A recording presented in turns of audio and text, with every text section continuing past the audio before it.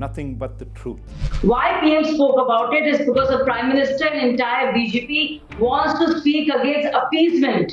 Once again, if you see the Congress manifesto, you realize that the word minority has been written 18 times. Nowhere Muslims are given ticket. For example, UP, in the 400 odd tickets, 402 if I'm not wrong, in the assembly, no tickets to Muslims. Nowhere they give.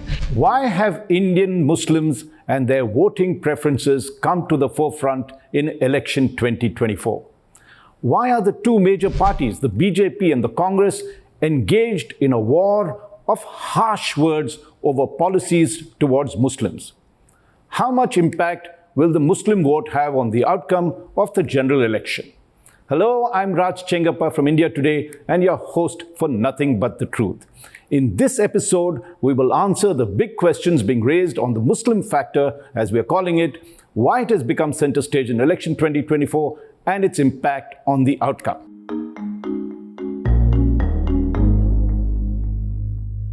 But before we get to the answers, let's get down to some hard facts. Muslims are India's biggest minority community and number over 200 million at the last count. They now account for 14% of the total population. India now has the third largest population of Muslims in the world, next only to Indonesia and Pakistan. When it comes to electoral politics, and that's what interests us at the moment, Muslims constitute at least 20% of the population in 86 of India's 543 Lok Sabha constituencies. In 16 of these 86 seats, their population is above 50%. Now, these 86 seats are spread across 12 states and 2 union territories. And if you look at the big 4 electoral states, Uttar Pradesh, West Bengal, Bihar and Maharashtra, they account for 55 of these 86 seats. And if you take the general seats for all these states put together, they come to these 4 states, they come to 210 of the 543 Lok Sabha seats that are available. Therefore, you could understand why these states are important in the quest of the Prime Minister Narendra Modi and the BJP, the ruling BJP, to win a third consecutive majority at the center.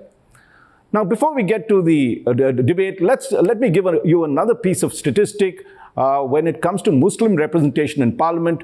And this has touched its lowest ebb in the past decade or so, despite, as I said earlier, the Muslims constituting 14% of the population.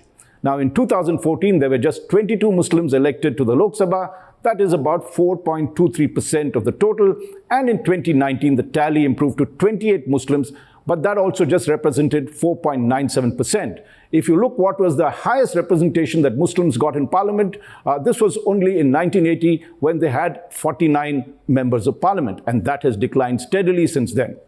Now then, let's look at the voting trends in the 86 seats that I mentioned that have a sizable Muslim population. They tell a story by itself. In 2009, the BJP won only 15 of these 86 seats, while the remaining were distributed among parties like the Congress, the Samajwadi Party, the Bahujan Samaj Party, and the Rashtriya Janata Dal. But in 2014, in the general election there, when Prime Minister Modi won a clear majority in Parliament for the first time, the BJP's tally in these 86 seats went up from 15 to 38 seats. That's sizable. And in 2019, in the 2019 general election, that tally went down by just 2 seats to 36. But remember, it was still more than double of what the BJP got in 2009. The general analysis is that the big majorities of the BJP had rendered the Muslim vote irrelevant. Data had showed that the Hindu vote had consolidated behind the BJP in these 2 elections. Also, that the Muslim vote was split across multiple opposition parties in each state, thereby diminishing their influence. Regional or constituency level politics also seem to have fragmented their franchise. So why then is Muslim appeasement becoming a big issue again in election 2024, with the Prime Minister and other BJP leaders frequently bringing it up in their electoral speeches? To go into the key issues, I'm delighted to welcome Shazia Ilmi, National Spokesperson of the BJP, and Shama Mohamed, National Spokesperson of the Congress. 2 outstanding women achievers who also belong to the Muslim community. So welcome Shazia and Shama to Nothing But the Truth. Shazia, Thank you so much. Shazia, let me begin by asking you and listing out some of the major charges that the BJP, especially the Prime Minister, Mr. Modi, has raised in various election speeches. Just to give you a sample, on the campaign trail, Prime Minister Modi attacked Rahul Gandhi's plan for redistribution of wealth as a ploy to take away the wealth of the Hindus, including the Mangal Sutra of married women. Do explain why the Prime Minister chose to raise the issue in such a manner, by bringing the Muslims into the picture. So first of all, I would like to say that appeasement is not a new matter.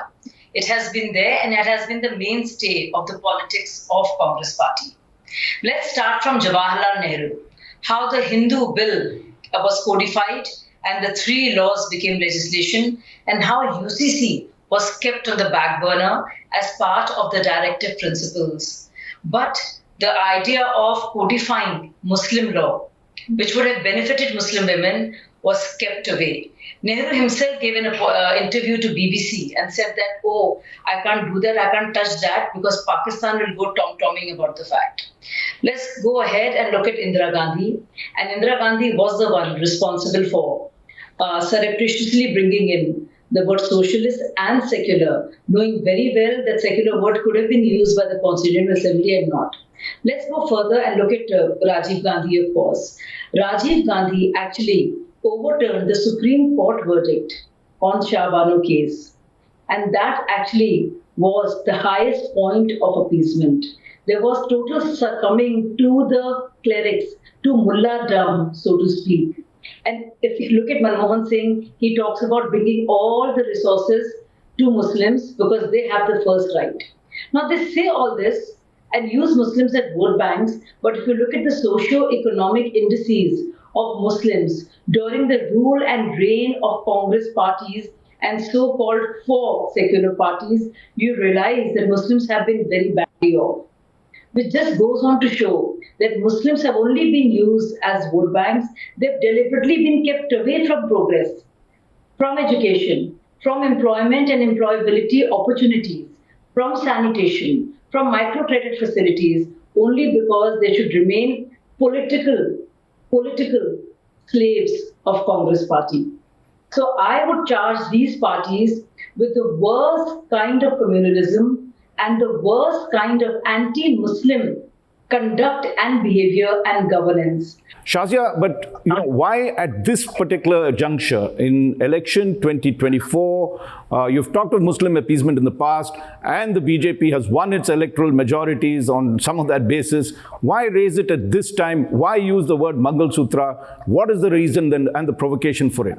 So we believe in Sabka Saath, Sabka Vikas, which is evident in the governance, which is evident in the beneficiaries, where Muslims outnumber every other community in terms of percentage of being beneficiaries of the central welfare schemes. Why PM spoke about it is because the Prime Minister and entire BJP wants to speak against appeasement. Once again, if you see the Congress manifesto, you realize that the word minority has been written 18 times. And when it comes to Hindus, it's majoritarianism and majoritarian attitude. So this is being done deliberately, not to benefit Muslims. And this is exactly what the Prime Minister is doing and calling out that this is appeasement for none, development for all, which has actually found its way in all the records in the public domain, which nobody from Congress party has been able to dispute. Because if you look at Jan Dhan Yojana, if you look at Kendriya Central Welfare Awas Yojana, if you look at Har Ghar Jal Yojana, if you look at something basic, which this party has not been able to give, not just to Muslims but to anybody, which is toilets, Izzat Ghar. It is BJP. And Muslims, not one Muslim has been discriminated against, either the block development level, at the Tehsildar level, at the Patwari level, at the DM level. And all of them have benefited. In fact, the first time Muslims find themselves actually getting something out of their existence and not just being treated as vote banks, as numbers, as, as the EVM button pushers. Their lives matter. Muslim lives matter. Muslim livelihoods matter. And that is what BJP stands for. And this is exactly what the Prime Minister said when he gave an interview, that I stand for Hindus and Muslims together. My politics will be over if I ever do this. But yes, the appeasement policy of Congress party, which has kept Muslims in such a pathetic state and has also antagonized Hindus, has to be called out. And I think Muslims should call out and say no to political slavery, no to political bondage by Congress party. Stop using us. We are not here for vote jihad. We are here for more. We are not just there to elect you and your party there and to be scared of RSS or BJP. We are here for ourselves. We want to vote for our families, not for your family. Okay, I'm going to get Shama in at this time. There are serious charges being leveled against the Congress party that it continues to practice appeasement. They've even linked the Congress approach towards redistribution of wealth as something that is really going to go to the Muslims. What is your, and of course the reservations issue that, the Muslims will be, are being pushed into the reservations category and therefore depriving the other castes of it. Shama, what is your approach and your views on this particular charge that is being levied against the Congress? Okay, first and foremost, I did not interrupt a single second of what Shazia said. So I would not like her to interrupt me. Let me speak, and I would like to get my own time. A couple of things which I would like to correct. She mentioned Jawaharlal Nehru's time and the Hindu Code Bill. One, she must understand partition was undergone. A lot of Muslims, for the love of India, they loved India. They will always be Indians. They will never be Guspetias. They, for the love of India, stayed back. And there was something called the Muslim personal law. So at that point of time, not to interfere at that point of, because we just underwent partition, things were happening. And of course, the Muslim personal law board came in. And I also agree it should be codified, but one has to get that opportunity to do it. That depends on the Muslim personal law board who heads that. Let's understand that. Now, number two, she spoke about my manifesto and she says there are 18 times minority. That's a big lie. See, first and foremost, if the prime minister of the country keeps lying, then how can a spokesperson of the party speak the truth? Because the prime minister is saying these things. I have the manifesto with me. I will bring it or I will send it to you. There is nothing about minorities. It is about, just like everybody else, that the Muslim Personal Law Board with the minorities or with the Muslims along with them, there should be whatever changes have to be done in that. We will consult and do things. And there is nothing else other than that. So I fail to understand what she's been. She keeps talking about appeasement. Now, I want to ask her, and she says we are with Muslims. Why doesn't the Bharatiya Janata Party have any representative in the Lok Sabha, in the Raj Sabha? Nowhere Muslims are given ticket. For example, UP, in the 400 odd tickets, 402 if I'm not wrong, in the assembly, no tickets to Muslim. Nowhere they give. Shazia, Ilmi, I would like to see you as a Rajya Sabha member of parliament, but it's going to be tough because you're in the Bharatiya Janata Party. The last was Zafar Islam. He was kicked out. Now nobody's there. No ministers, nothing for the Muslims. Now, let me tell you, Muslims in the last 10 years have been living in fear, right? Living in terrible fear. She has been talking about the Prime Minister. The Prime Minister, it is under him what happened in 2002. We all know what happened. I don't want to go back to that time. Now, who has been punished for that? What are the convictions? I mean, all those who were convicted for the rape of Bilkis Banu, all right, were given remission. The remission, how does it happen? It was a CBI court which convicted them in Maharashtra. The Gujarat court has given them remission. When it's a CBI case without the central government, you cannot. I mean, Bilkis Banu's case, she was raped. She was 7 months pregnant. Her child was 2 years old. Her head was crushed in front of her. 14 members of her family were killed and her mother and sister were raped in front of her. It was a horrible crime, and I wouldn't call it a Muslim thing or anything. It's a horrible crime against humanity, against women. Those people were given remission just before the assembly election of Gujarat so that they can win the election based on polarization. Now, how can she say there is justice for Muslims there? There is no justice. Cow lynching. How many Nasir and Junaid in Haryana were burned alive? They were suspected. They did not have a cow. They were suspected. They were burned alive. Monu Manesar is walking free. Who is behind this? So the bulldozing houses of Muslims in Madhya Pradesh, in UP, who is affected most? The woman. She's upset that her house is gone. See, there is no law and order. Muslims are targeted, whether it comes to Muslim journalists, whether it comes to Muslim businesses in UP, whether it comes to Muslims everywhere. They have been targeted the last 10 years. They have not got anything. Every Muslim in this country today lives in fear. Now, for example, let me tell you, Modi gave a speech saying, घुसपैठियां हैं, वो आते हैं यहाँ, 7 बच्चा पैदा करते, हिंदुओं का संपत्ति लेते हैं. Now, who is this घुसपैठिया? Shazia, Ilmi, me, Muslims.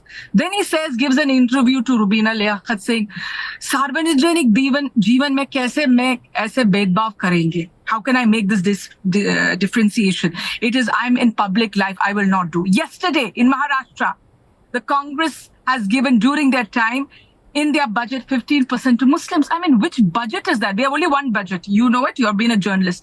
Again, another lie. So one day it is like it's an even or odd day. Now he can do this for election purposes. He's also said, कपड़े से पता चलता है कि कौन जला रहा है. Who is that again? Who does he point fingers to? So every mangalsutra की छीन के कांग्रेस मुसलमानों को देते हैं. आपका बहस ले लेंगे. I mean, this is the Prime Minister of India. Every day he speaks against Muslims. Now, Shazia Ilmi is educated. You're educated, Raj. What about the common public? They said, देखो घुसपैठिया है, आपका संपत्ति ले लेंगे, उसको मार डालो. So this can cause riots. You have to understand. This can cause murder. This can cause mayhem. And also jobs for Muslims. It's gone down. How many IS officers are there? How many IPS officers are there? How many judges? I mean, public, I'm talking about government jobs, have completely gone down because we are the untouchables in the last 10 years. Ask anybody, even after 2014. I mean, I run an NGO, all right? Let me give you my own example.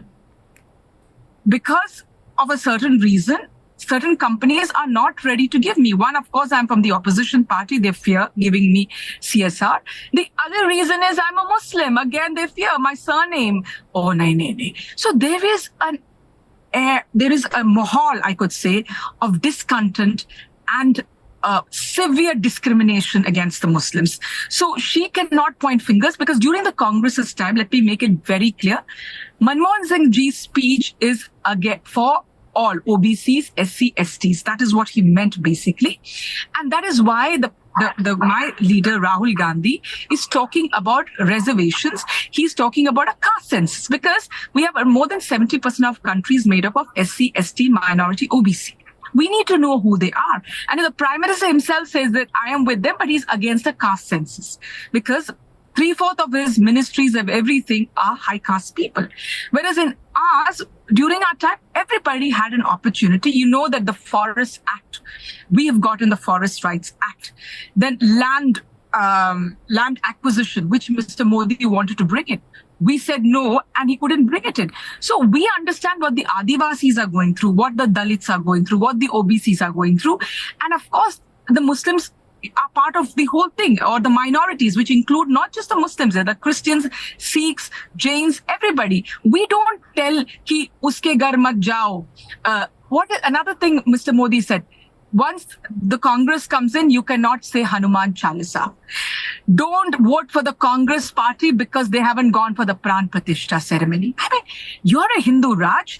Everybody has the right to go to a temple when they want, isn't it?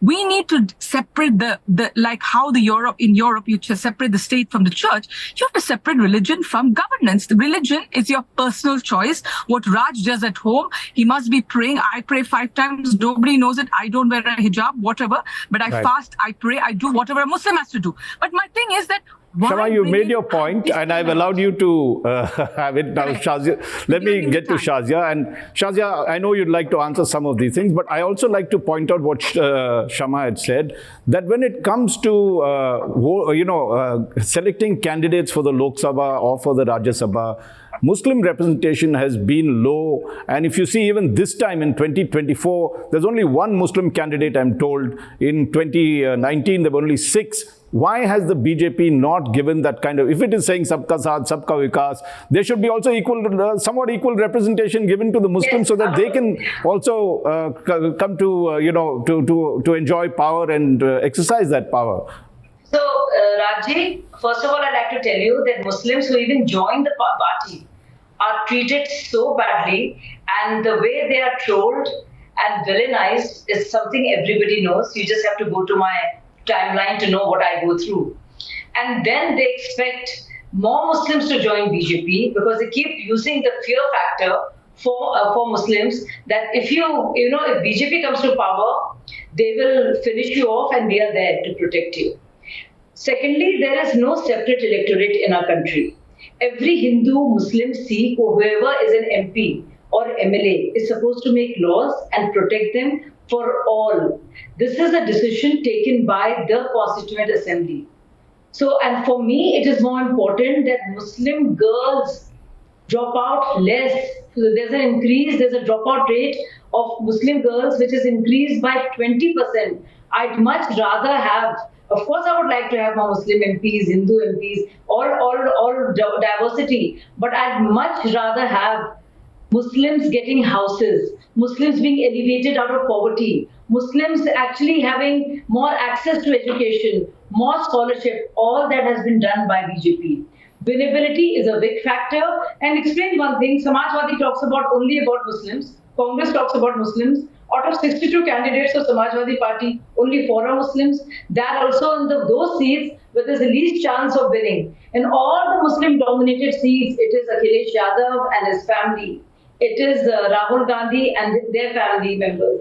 So it says a lot about their commitment to Muslims and their growth per se. Political representation is one thing. Now let me make some sense of the gibberish I just heard. For once, I would like to say that, we all know what happened with the Hindu Code Bill. And did Hindus also lose their land? One day also, wasn't Punjab also cut into half? And so many Hindus and Sikhs went away.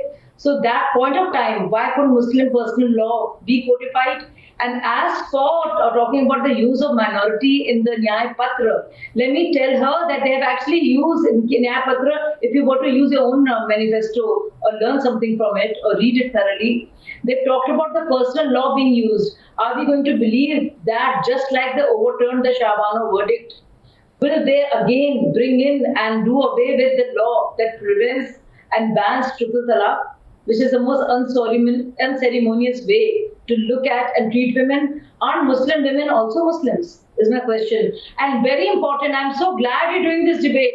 Please put it out there, because Shama Mohamed has just admitted that they want to consult with all India Muslim Personal Law Board. It is a self-appointed body, a political body, which just uses Muslims for vote banks. And so I'm very happy and it's actually brave of Shama to come out in the open and say that we will consult with All India Personal Law Board. They will decide everything for us, just like they decided Rajiv Gandhi's decision to overturn the Shahbano case. And what is the importance of All India Muslim Personal Law Board? What is the constitutional validity or relevance in the scheme of things?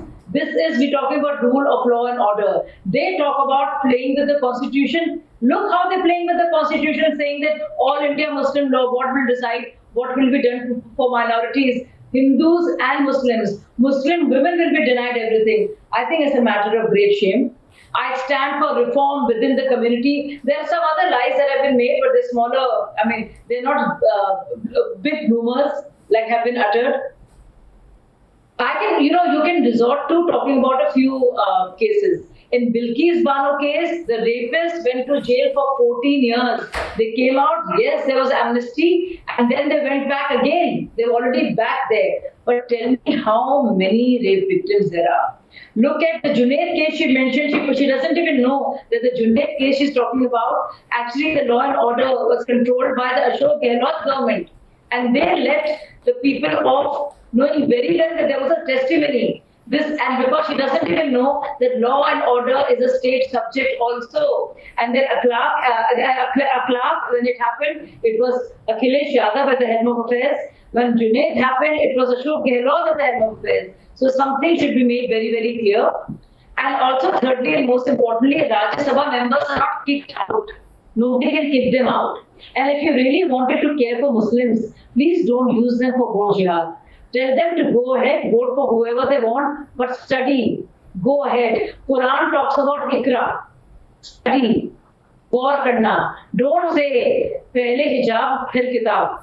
Don't throw Muslims in that abyss of despair, all done by the so-called All India Muslim Personal Law Board and the various Maulanas who sit in judgment over there and decide things as to how Muslims should conduct their affairs. We are as much stakeholders of where India's progress and development is concerned. Don't relegate us to a small community. I am not a member of minority. I want to declare that. I am an Indian. I have equal rights. You want to be less than others? I don't want to be. I am an equal.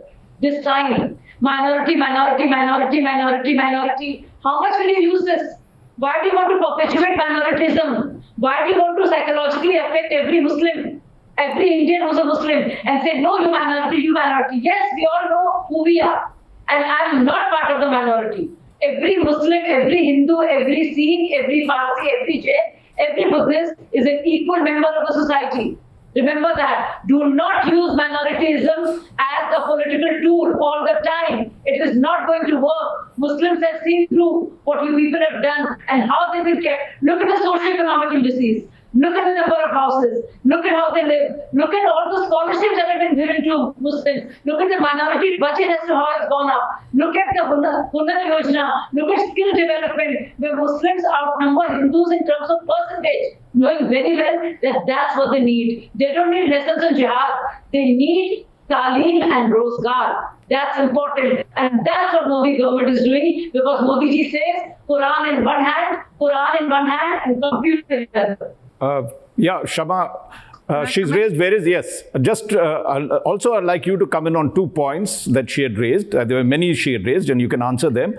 One, of course, was the fact that despite the Congress saying Mohamed ka dukan and all that, when it came to political representation this time, the Congress, in fact, has less number of people contesting. If I'm not mistaken, it's 19. And you could argue, oh, there are less number of seats that the Congress is contesting, and therefore it has come down. So that's one point that I'd like clarification on your views on that. Why has the Congress, and as she had mentioned, also other parties that profess to support the Muslims actually give them less representation when it comes to candidature in Parliament or contesting Parliament? The second issue, I think, is she had raised the issue of talaq, and the business of personal law. Are you for or against, or where do you stand when it comes to personal law? Are you going to, as she accuses, that will the Congress overturn the Talaq Act that has come into play? And these are the two big things apart from what else she said. Okay. First and foremost, I want to say, since she's illiterate and not reading at all, Nasser and Junaid were killed in Haryana, not in Rajasthan. And it comes in Haryana. The Haryana government did nothing. No, Shazia, please. She didn't interrupt. Let her do it. Yes. So Nasser and Junaid both were burned down there. The crime, so she doesn't know law and order. She has no idea what is law and order. She has not read. I don't know. She must have been a journalist in some other time, but she has no idea. They were killed in Haryana. And the Haryana police has to arrest and continue with the case. They were not killed in Rajasthan. All right, so let me make that very clear. So the Haryana police as well as the government were very lax because they didn't want to arrest Monu Manesar. Monu Manesar is their vote bank catcher. Now, she spoke about Bilkis Banu. Bilkis Banu's case, the Supreme Court said the BJP government did a fraud on us. Okay, very clear how the BJP government played on this. And she says 14 years. 14 years, they were out 10 times. It is also out there. All these guys who raped were out on parole. Just like Gurmeet Ram Rahim is given parole by the Haryana government every 2 months. He's a convicted murderer and rapist. So this is the respect women have. And I do not want to get into Brij Bhushan Sharan Singh, where the world famous athletes were begging for justice for 6 months. The Prime Minister did not say a word. He did not even ask Brij Bhushan Sharan Singh to step down. But right now, the police have the court has come out saying that charges have to be filed against him because he's a molester. The Prime Minister was mourned. Women raped in Manipur. They were raped. They were paraded naked. But the Prime Minister of India refused to visit Manipur, not say a word. My leader, Rahul Gandhi, was in Manipur, visited them, consoled them. That is what he did. And this Prime Minister kept quiet. He did not go there. And he has not even gone there now. Rahul Gandhi, you asked me about Nayar Patra. He started his Bharat Jodo Nyaya Yatra. from Manipur to show that, we stand with the women of Manipur. We stand with the people Shama, of Manipur. your answers to the questions to those points that I I'm raised. going to that. Yeah. So, no, I have to reply to what she was accusing me of. Yeah. Now, she said that I told something about the Muslim. Let me finish. One second, Shazia. I'll come to you. I'll give you the airtime. I'll give you the because airtime. you are the one who started. I don't like abuse politics, but you said I'm illiterate. I don't know things. I do not like this sort of language first and foremost. You need to be cordial since you're getting Okay. becoming, Please, let's get to the answers. Yes. So the issue, so one. Now she talks about triple talaq. Triple talaq, for your information, is not even there in Islam. Let me tell you, it is not practiced anywhere around the world. Triple talaq. Now, when Supreme Court said it is null and void, it is null and void. It's 1%. Maybe where she comes from, UP in Kerala, nobody does triple talaq. We are an educated lot. No, null and void. When the Supreme Court said it's null and void, it is null and void. So a man says talaq, talaq, talaq, it will not work because the Supreme Court has said. Now you've gone and given punishment to him. I believe he should be put in behind bars, and every man who leaves his wife, whether he's Hindu, Muslim, Christian, there are many men who just walk out of a marriage. Why should he also not be punished? Why is he left loose? He should also be arrested. That is my point of view on that. Then you asked me about the representation of the people. Yes, there should be more representation. I agree on that. More Muslims have to be there. But sometimes, because we are having a fight this time, a very big fight against the fascist forces, and like you said, we are not fighting all seats. So we looked at the candidate as such, not much at the religion or any of those things, but who fits where, and that's what. See, I can easily say we have Rajya Sabha members, we have Imran, we have Nasser, we have Jabi, we have a representation.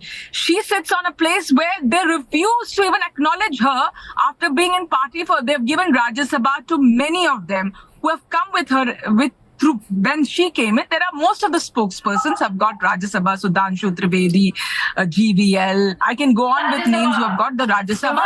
But she gets some of us are motivated by different things in Rajya Sabha and Lok Sabha. Not all of us are like you. Okay. Shazia, I'm coming to you. I'm going to give you that airtime. Let her finish her point. 1 minute. 1 minute. Shama, finish your point. What I believe is whatever religion it is, whether it's Hindu religion, you need to consult with the Hindu community. Whether it's Christian religion, you need to consult with the Christian community, and whether it's Muslim or whichever community has to be consulted. When you are taking up to codify a bill, the Muslim personal law, you have to consult with the community. That is what is given in our manifesto. We have to, without consultation, just like they did the farm bill, they did not even consult with any of the farmer organizations. This is in the RTI reply. I am not saying it. Right to information reply from the Ministry of Agriculture. And they pass a bill and they had to revoke it because consultation, democracy is all about consultation. We need to consult and then pass it. I also am for change in the Muslim community. Women, I don't wear a hijab, for example. I am a dentist by profession. I would like Muslim women to be educated out there, everybody to go in school. And if you look at the percentage of Muslim women, for Muslim men and women, it's the Muslim women who are more educated. Any of the state, and especially in my state, Kerala, many of them are now educated doctors, engineers, lawyers, everything. So I also want a change. Modernization should be there. Everybody has to be educated and they should come out and, upliftment. I hate the word called appeasement. My word is upliftment of the Muslims. It should happen and it is never too late. I've been telling even my party people, please, there is nothing. We need to uplift them and we need to uplift them within consultation with whoever is there from the community. We need to consult people. I'm very much for consultation. Let me get Shazia back on this. Shazia, I know you want to reply. I'll give you that time, but I also want to ask you a question. And this is about the citizen. And sorry, 1 second. He has not answered the Prime Minister's speeches. Yeah. How he keeps saying. Okay. Yesterday also he said 15% Muslims it goes to Muslims. Why does he give? He said day before. All right. Yesterday he changed it. So Shama, I'll ask the question. 1 second. Shazia, go ahead. I have a question for you, but you said you wanted to answer first. Yeah, I'll give you that time, but you must after that quickly. Yeah. I'm sure you have a good question at the end of it, but let me just do my rebuttal and tell you exactly how wrong Shama has been. First of all, I did not call her illiterate. she deems herself to be literate, so she decided to call me back. It's absolutely fine. So she's absolutely fine. I mean, what else can somebody say? Okay, please, let's keep it civil. Yeah. No, I know, but I heard that, so I have to respond to that. Right. Most importantly, Bharatpur is where Junaid and Nasir were killed. Right. That is during Ashok Gehlot's time. Bharatpur, if my friend can please check, is in Rajasthan. Yeah, the action was taken by Haryana police and Rajasthan police, but Bharatpur so far is within Rajasthan. Secondly, and most importantly, All India Muslim Personal Law Board was the one which said triple talaq. We know this was a body that Rajiv Gandhi caved to when it came to Shama case. We also just informed Shama ji that Bharatpur actually is a district in Rajasthan and not in Haryana. And let me also tell her very categorically and clearly that she can talk about individual cases, but the track record of Muslims in India, if you look at by the committee instituted by UPA government, called the Rajendra Sachar report, it will show you how the socio-economic indices for Muslims have been very bad.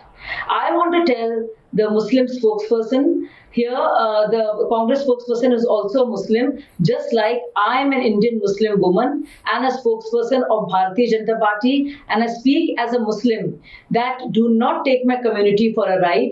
There needs to be reform in the religion. Muslim women matter as much as Muslim men, and yes, the clerics will not decide. Sharia will not rule us. Triple talaq law must be banned and should continue to be banned. Personal laws should not be used to please Muslims and subjugate women. And also the most important matters for Muslims are housing, water, electricity, and education. And yes, and getting out of backwardness. And which is why today I spoke to a very senior Muslim leader.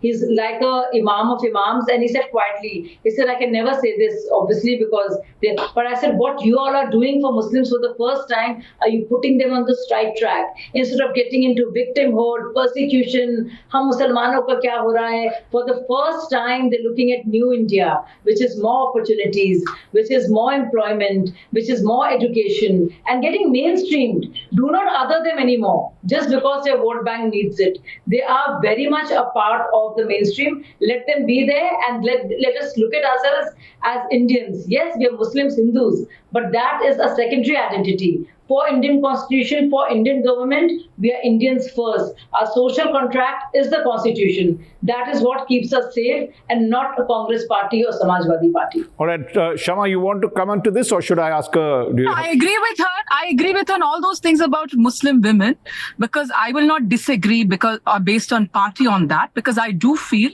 that Muslim women have to come up. There are issues in the Muslim community, but that is nothing to do with either her party or my party, in which the Muslim community itself has to look into it. See, if a community has to come up, the community, women in the community also has to come up, because somebody has to represent these women, and they are the ones who can bring about the change. I believe you can't get somebody else from another community to bring about change in a community of mine. It has to be from within. There has to be changes. And I certainly believe that if we work together, it will happen. You can't say that, we can't bring about a law. Now, for example, you remember Sabrimala, what happened? That they wanted to get in women. Supreme Court gave a decision. What happened in Kerala?